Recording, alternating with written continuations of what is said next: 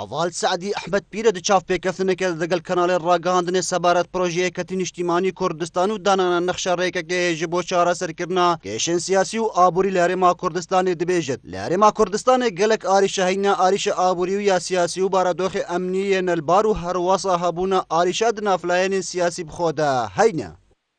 Kurdistan مشکلەمان زۆرە، مشکلی اقتصادیمان هەیە، مشکلی سیاسیمان هەیە، مشکلی ئەمنیمان هەیە و مشکلێکمان هەیە ناو لایەنە سیاسیەکە.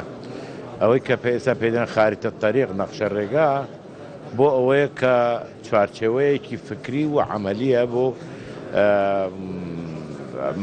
وەفدی مفاوزی یەکێتی بۆ کادری یەکێتی بۆ مەسئولینی یەکێتی لە هەر یەکێک لەو بوارانەی کە هەیە ئەگەر اقتصادیە، ئەگەر مالیە، ئەگەر سیاسیە، ئەگەر ئەمنیە لە چوارچێوەی ئەم وەرەقانە کار بکەن بۆی کەس نەزانی جارێکتر بە ئێمە بڵێ ئەمە نازانین یەکەی چ دەخوازی.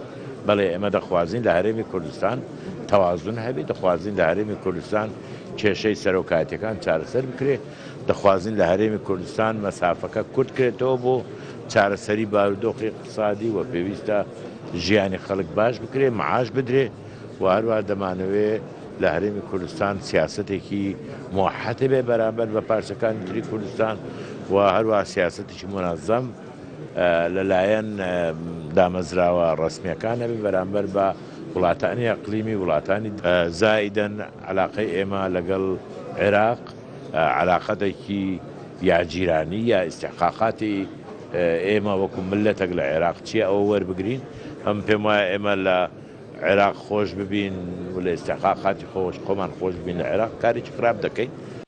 سەبارەت وان کەناڵێ ڕاگەاندنê ئەوên ku arîşên di nava mala êketî de dêbine egerê neçareserkirina qêranên aborî û siyasî ve vegirê didin.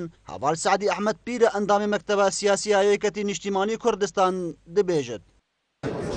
نا ئەوە تەنها بۆ بەهانەیە، یعنی ئەوەیە کە ناخوازی حەل پەیدا بکە دبێژی ئەس نازانم لەگەڵ کی قسە بکەم، ئەس نازانم قەیران ناو مالکی نییە، لە هەر مالکی هەیە، لە هەر عائیلەکەی قەیران هەیە، دوو برەژ قەیران هەیە، لە ناو حیزبی سیاسی دیژی قەیران هەیە، هەر حیزبەکە هیچ حیزبەکە ئیستیسنا نییە.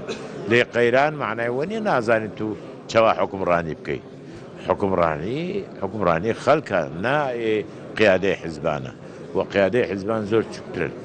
لە حاڵی حاضر وەزعەکەیە کە تقریبا علاقەتێکی متشەنج یا ڕەیەکی سەلبی هەیە لەسەر تەبەقەی سیاسی.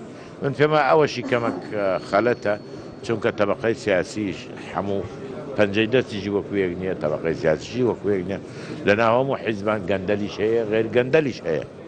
Êketî Niştîmanî Kurdistan bi hezba şehîdan tê nasîn jî berku bi hezarata şehîd dayine pêxemes ji bo hebûna nasnama milletê Kurd dîsan bi azadane bijîn bê ku zulm û zordarî lê bihête kirin. Niha jî û digel hebûna hejmareke qêranan herdem kar kiriye ji bo çareserkirina van kêşeya û dîsan herdem pêşxerî kirîne ji bo danûstandinê di navbera hemû layên siyasî li herêma Kurdistanê.